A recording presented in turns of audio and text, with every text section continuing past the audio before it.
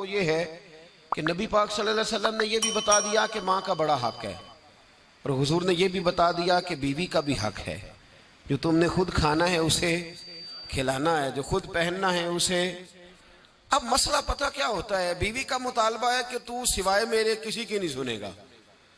वो कहती है कि चूंकि मैं आई हूं सारा कुछ छोड़ के, अब सिवाय मेरे तो किसी और की नहीं सुनेगा। अम्मा कहती है कि चूंकि पैदा मैंने किया है, परवरिश मैंने की है, जवान मैंने किया है, तो हुकूक मेरे ज्यादा है। ये हदीस अम्मा जरूर सुनाएगी अगर उसे याद होगी।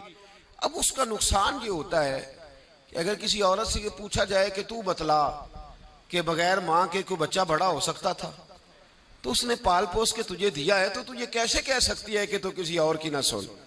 और अगर अम्मा से बंदा कहे कि तू खुद ही गई थी इसको देखने, तू ही इसको लाई है, अब किस तरह करके ये मुमकिन हो सकता है कि खातून खाना जो निकाह करके आई है, जिसके हुकूक का तायुन खुद नबी पाक सल्लल्लाहु अलैहि वसल्लम ने फरमाया, उसको हक ना दिया जाए।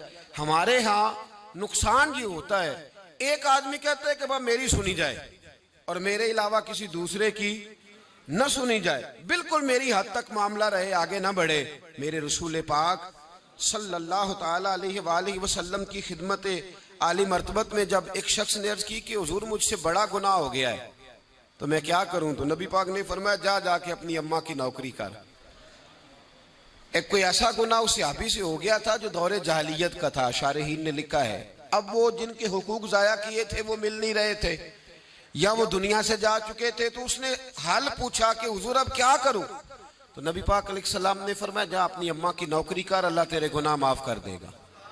उस सहाबी ने फौरन कहा हुजूर मेरी तो अम्मा पर्दा कर गई, मेरी अम्मा तो विसाल कर गई। तो हुजूर ने एक नया हक बयान फरमाया, महबूब ने फरमाया जा जाके खाला की नौकरी कर, अल्लाह तेरे गुनाहों को माफ फरमा देगा।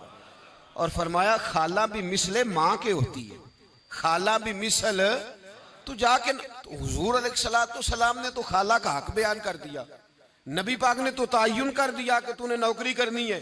अब अगर बेगम साहिबा को एतराज हो कि तू खाला के घर क्या लेने गया था, तो उधर क्यों गया था, तो ये उसका एतराज इसलिए दुरुस्त नहीं है कि इस हक को रसूल पाक ने बयान फरमा दिया है, नबी पाक सल्लल्लाहु अलैहि वसल्लम ने इसका जिक्र फरमा दिया। मेरे रसूल पाक सैयद आलम सल्लल्लाहु अलैहि वसल्लम ने खुद इरशाद फरमाया, तिरमिज़ी शरीफ की हदीस है, नबी पाक के ना किसी चचा पर किसी ने एतराज किया। तो जो है मेरी बात पर, अब यहाँ वजाहत नहीं है कि वो मुसलमानों में से थे या गैर मुस्लिमों से थे, लेकिन किसी ने हुजूर के किसी चचा पर, हमारा पता क्या हाल है, चाचा तो बड़ा दुश्मन होता है ना, तो उस पर तो इतराज करे तो ठंड पड़ती है माज़अल्लाह। लोग कहते हैं फटाफट कर दो जुमले और कह दे, चाचा तो शरीक होता है, रोज अब्बा बताता है, अम्मा रोज तबसरा करती है कि बड़ा जालिम है। हुजूर के चचा पर किसी ने इतराज किया, ये तिरमिज़ी है, तो नबी पाक सल्लल्लाहु अलैहि वसल्लम ने फरमाया खबरदार, अगर किसी ने मेरे चचा के बारे में मुझे अजियत दी तो उसने मुझे अजियत दी।